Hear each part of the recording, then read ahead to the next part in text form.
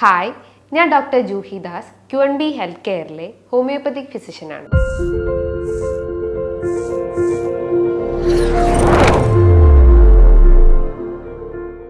ഇന്ന് ഒത്തിരി ആളുകൾ പറയുന്ന ഒരു മെയിൻ പ്രശ്നമാണ് കാലിൻ്റെ അടിയിൽ ഭയങ്കരമായിട്ട് തരിപ്പ് ഫീൽ ചെയ്യുക. അതായത് ഒരു പുകച്ചിലുണ്ടാവുക, ഒരു മുളകൊക്കെ അരച്ചിട്ടുള്ള ആ ഒരു സെൻസേഷൻ ഉണ്ടാവുന്നു, ഒരു സൂചി കുത്തുന്ന ഒരു ഫീലിംഗ് ഉണ്ടാവുന്നു.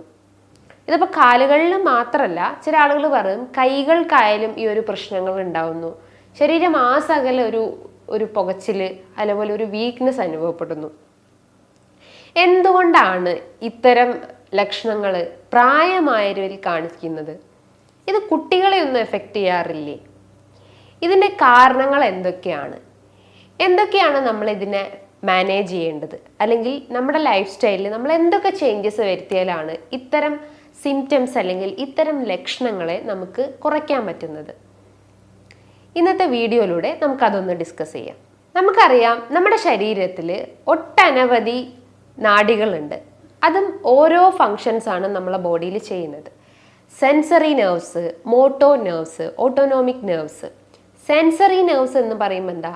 നമ്മളൊന്ന് ടച്ച് ചെയ്യുന്നതോ അല്ലെങ്കിൽ നമ്മളൊരു തൊടുമ്പോഴോ അല്ലെങ്കിൽ നമ്മളൊരാളെ പിച്ചുമ്പോഴോ അല്ലെങ്കിൽ ഒരു ചൂടുള്ള വസ്തുക്കൾ നമ്മൾ തൊടുമ്പോഴോ അല്ലെങ്കിൽ എന്തെങ്കിലും ഒരു മർദ്ദം നമുക്ക് ഏൽക്കുമ്പോൾ ഉണ്ടാകുന്ന ഒരു സെൻസേഷനോ, ആ ഒരു സെൻസേഷൻ അല്ലെങ്കിൽ അത്തരം ഒരു ലക്ഷണങ്ങളെ കമ്പൈൻ ചെയ്ത് പറയുന്നതാണ്, അല്ലെങ്കിൽ ആ ഒരു സെൻസേഷനെ കൺട്രോൾ ചെയ്യുന്നതാണ് ഈ സെൻസറി നെർവ്സ് എന്ന് പറയുന്നത്. മോട്ടോർ നെർവ്സ് എന്ന് പറയുമ്പോൾ നമുക്ക് muscles, motor related to muscles അല്ലെങ്കിൽ മൂവ്മെൻറ്റ്സ്, പേശികൾക്ക് ഉണ്ടാവുന്ന അല്ലെങ്കിൽ പേശികൾക്ക് മൂവ്മെൻറ്റ്സ് അല്ലെങ്കിൽ ചലനം കൊടുക്കുന്നതിനെയാണ് മോട്ടോ നെർവ്സിൻ്റെ ഫങ്ഷൻസ് എന്ന് പറയുന്നത്. ഓട്ടോണോമിക് നെർവ്സ് എന്ന് പറയുമ്പം ഓരോ അവയവങ്ങളിലേക്കും കൊടുക്കുന്ന സിഗ്നൽസ്, അതായത് നമുക്ക് ശ്വസിക്കാനും അതേപോലെ തന്നെ ദഹനത്തിനും നമുക്കൊന്ന് യൂറിനേറ്റ് ചെയ്യാനും നമ്മൾ തിങ്ക് ചെയ്യാനും ഒക്കെ ഓരോ അവയവങ്ങളിലേക്കും സിഗ്നൽസ് പാസ് ചെയ്യുമ്പോൾ ഉണ്ടാവുന്ന ആ ഒരു നെർവ് ഫൈബേഴ്സിനെയാണ് ഓട്ടോണോമിക് നെർവ് ഫൈബേഴ്സ് എന്ന് പറയുന്നത്. ഇത്തരം നെർവ് ഫൈബേഴ്സിൻ്റെ ഓൾ ടുഗദർ ആയിട്ട് ഫങ്ഷൻ ചെയ്യുമ്പോഴാണ് നമ്മുടെ ശരീരത്തിൽ ഓരോ ആക്ടിവിറ്റീസ് അല്ലെങ്കിൽ ഓരോ ഫങ്ഷൻസ് നമ്മുടെ ബോഡിയിൽ നടക്കുന്നത്. അപ്പം ഈ നെർവ് ഫൈബേഴ്സ് അല്ലെങ്കിൽ ഈ നാഡികൾക്ക് എന്തെങ്കിലും ഒരു ഇഞ്ചുറി സംഭവിക്കുമ്പോഴാണ് നമുക്കിത്തരം തരിപ്പും അതേപോലെ തന്നെ പുകച്ചിലും കാലിനടിയിലൊക്കെ കടച്ചിലും കൈകൾക്കൊക്കെ വേദന അനുഭവപ്പെടുന്നത്. ചില ആളുകൾ പറയും കഴുത്തിനൊക്കെ ഭയങ്കര വേദന ഉണ്ട്, കൈകൾക്കൊക്കെ ഭയങ്കരമായിട്ട് തരിപ്പ് ഫീൽ ചെയ്യുന്നു.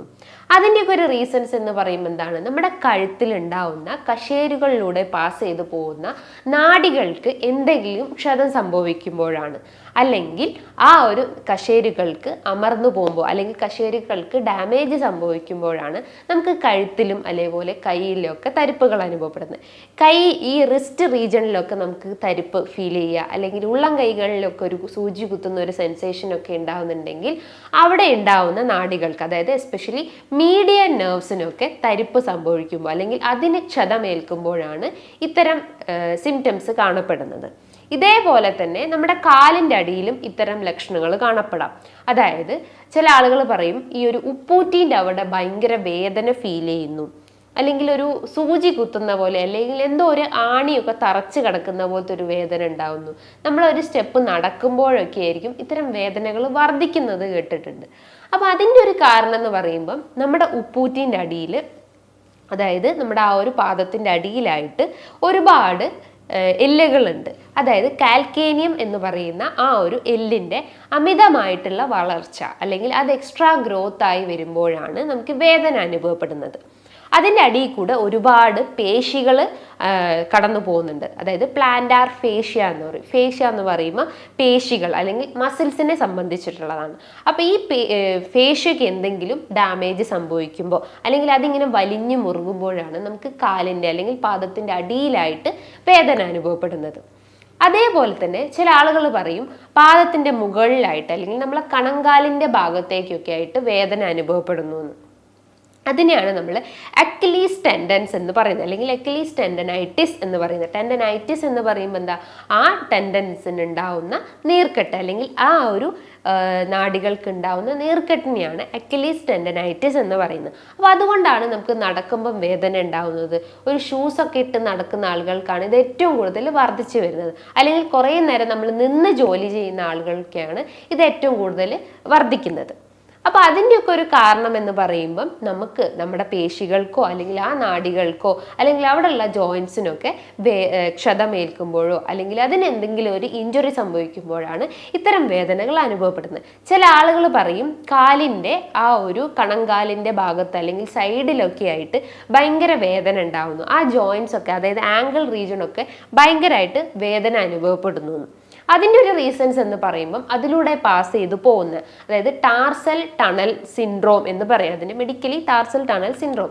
അതായത് അവിടെ ഉണ്ടാവുന്ന നാഡികൾക്ക് ക്ഷതമേൽക്കുമ്പോഴാണ് അല്ലെങ്കിൽ ആ നാഡികൾക്ക് അവിടെ ഉണ്ടാവുന്ന ജോയിൻസിൻ്റെ ഇടയിൽ കുടുങ്ങി കിടക്കുമ്പോഴാണ് ഇത്തരം വേദനകൾ അനുഭവപ്പെടുന്നത്. അപ്പോൾ ഇതിൻ്റെയൊക്കെ ഓൾ ടുഗദർ ആയിട്ടുള്ള കാരണം എന്ന് പറയുമ്പം നമ്മുടെ നാഡികൾക്ക് എന്തെങ്കിലും ക്ഷതമേൽക്കുമ്പോഴാണ് ഇത്തരം സെൻസേഷൻസ് അല്ലെങ്കിൽ ഇങ്ങനെ സൂചി കുത്തുന്ന പോലത്തെ സെൻസേഷൻസ് ഉണ്ടാവുന്നത്. നമുക്കറിയാം ഈ പ്രമേഹ രോഗികൾക്ക്, അതായത് ഡയബറ്റിക് ന്യൂറോപ്പതി ബാധിച്ച രോഗികൾ ഏറ്റവും അധികം പറയുന്ന ഒരു പ്രശ്നം എന്ന് പറഞ്ഞാൽ കാലിൻ്റെ അടിയിൽ ഉണ്ടാവുന്ന പുകച്ചിൽ, അതേപോലെ തന്നെ സൂചി കുത്തുന്ന പോലത്തെ സെൻസേഷൻസ് ഉണ്ടാവുന്നു, ചെരുപ്പിടാൻ പറ്റുന്നില്ല, അടിഭാഗത്ത് ഭയങ്കര വേദന അനുഭവപ്പെടുന്നു.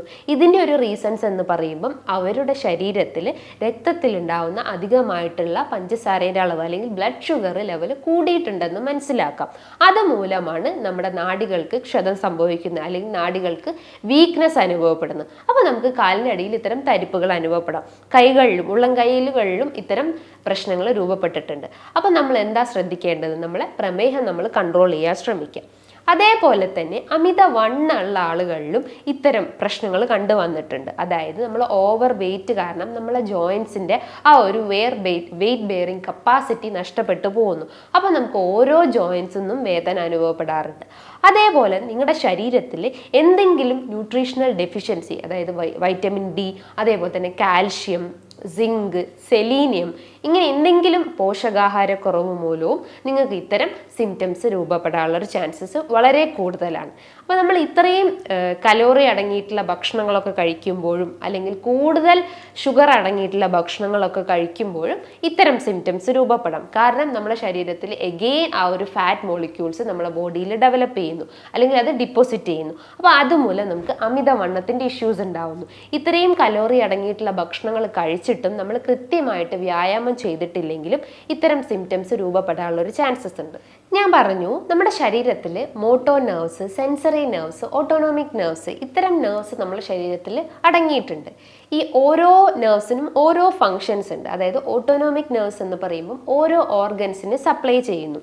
അതായത് നമ്മളെ ദഹനത്തിനെ സപ്പോർട്ട് ചെയ്യുന്നത്, നമ്മുടെ ഹൃദയത്തിൻ്റെ ഇതിനെ സപ്പോർട്ട് ചെയ്യുന്നത്, നമ്മളെ ശ്വാസത്തിനെ സപ്പോർട്ട് ചെയ്യുന്നത്, അതേപോലെ തന്നെ നമ്മളെ യൂറിനറി കൺട്രോൾ എല്ലാം ചെയ്യുന്നത് ഇത്തരം ഓട്ടോണോമിക് നെർവ്സ് ആണ്. അപ്പോൾ ഇതിനെന്തെങ്കിലും ഒരു ഡാമേജ് സംഭവിക്കുമ്പോഴാണ് നമുക്ക് യൂറിൻ, ഇപ്പോൾ എക്സാമ്പിൾ പറയുകയാണെങ്കിൽ നമ്മളെ യൂറിൻ്റെ ആ ഒരു യൂറിനറി ബ്ലാഡറിലേക്ക് ഒത്തിരി നെർവ്സ് സപ്ലൈ ചെയ്യുന്നുണ്ട്.